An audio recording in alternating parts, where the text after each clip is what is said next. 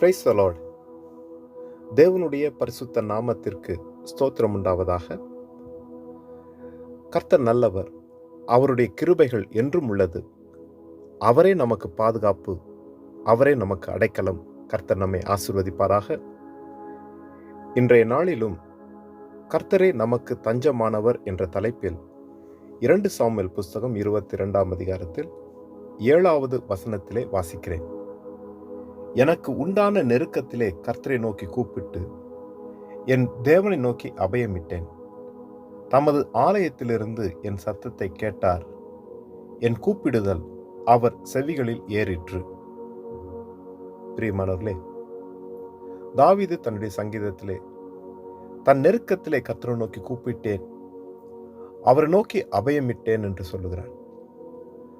அவன் வாழ்க்கையில நினைத்து பார்க்க முடியாத பிரச்சனைகள், போராட்டங்கள், அவனை கொலை செய்யும்படிக்கு அவனை சுற்றிலும் ஜனங்கள் சூழ்ந்திருந்த நேரத்திலே, அந்த நெருக்கத்தின் மத்தியிலே அவன் சோர்ந்து போகாமல் அவன் தேவனை நோக்கி கூப்பிடுகிறான். கர்த்தரை நோக்கி அபயமிட்டான். கர்த்தரை நோக்கி ஜெபம் பண்ணினான். கர்த்தர் அந்த ஜெபத்தை கேட்டார். அவன் சொல்லுகிறான், கர்த்தர் தமது ஆலயத்திலிருந்து என் சத்தத்தை கேட்டார். என்னுடைய கூப்பிடுதல், நான் கேட்கிற காரியம், என் ஜெபம் அவருடைய செவிகளில் ஏறிற்று. கர்த்தர் எனக்கு உதவி செய்தார்.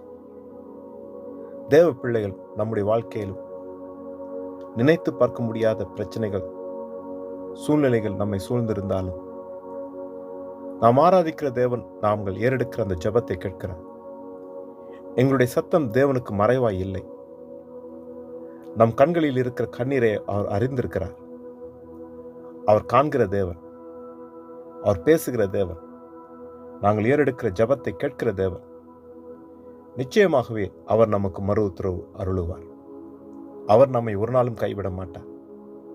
அவர் நம்மை தூக்கி எடுப்பார். நன்மையான காலங்களை நிச்சயமாக அவர் ஆசீர்வதிப்பார். நாங்கள் பார்க்கிறோம், சங்கீத புஸ்தகம் 9ஆம் அதிகாரம் 9ஆம் வசனத்திலே, சிறுமைப்பட்டவனுக்கு கர்த்தர் அடைக்கலமானவர், நெருக்கப்படுகிற காலங்களில் அவரே தஞ்சமானவர். நமக்கு உண்டாயிருக்கிற நெருக்கத்திலே நமக்கு தஞ்சம் அவருடைய சமூகம் மாத்திரமே. நாம் அடைக்கலம் புகும்படிக்கு இந்த உலகத்தில் நமக்கு ஒன்றும் இல்லைங்க. அவர் ஒருவரே நமக்கு அடைக்கலம். அவரிடத்திலே நாங்கள் பாதுகாப்பை பெற்றுக்கொள்கிறோம். அவரே நமக்கு ஆதரவு. அவருடைய சமூகத்திலே காத்திருப்போம். எந்த நெருக்கமானாலும் அவருடைய சமூகத்திலே ஜெபங்களை ஏறெடுப்போம். கர்த்தர் நமக்கு உதவி செய்வார். அந்த சூழ்நிலைகளை, அந்த நெருக்கமான சூழ்நிலைகளை தேவன் மாற்றி போடுவார். மகிழ்ச்சியும் சந்தோஷம் உண்டாகும்படிக்கு அவர் ஆசீர்வதிப்பார். ஜெபம் செய்வோம். இரக்கமுள்ள நல்ல தகப்பனே, இந்த நாளிலும் உம்முடைய கிருபைகளுக்காக உமக்கு நன்றி செலுத்துகிறேன். ஆண்டவரே, இந்த வார்த்தைகளை ஆண்டவரே விசுவாசத்தோடு அறிக்கிடுகிறோம். எங்கள் நெருக்கத்திலே நீரே எங்களுக்கு தஞ்சம், நீரே எங்களுக்கு அடைக்கலம். நாங்கள் ஏறெடுக்கிற ஜெபத்தை நீர் கேட்கிறீர். நிச்சயமாகவே மறுத்தர் தருவீர் என்று நாங்கள் விசுவாசிக்கிறோம். ஆண்டவரே, அவனமாகவே ஆண்டவரை ஒவ்வொருவரையும் ஆண்டவரை நாங்கள் ஏறெடுக்கிற ஜெபத்திலே நீர் ஆண்டவரை இரக்கம் செய்து ஒவ்வொருவரையும் ஆசீர்வதிப்பீராக.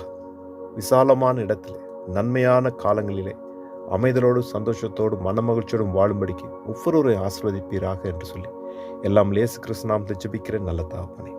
ஆமென், ஆமென். கர்த்தர் தாமே நம் அனைவரையும் நிறைவாய் ஆசீர்வதிப்பாராக. ஆமென்.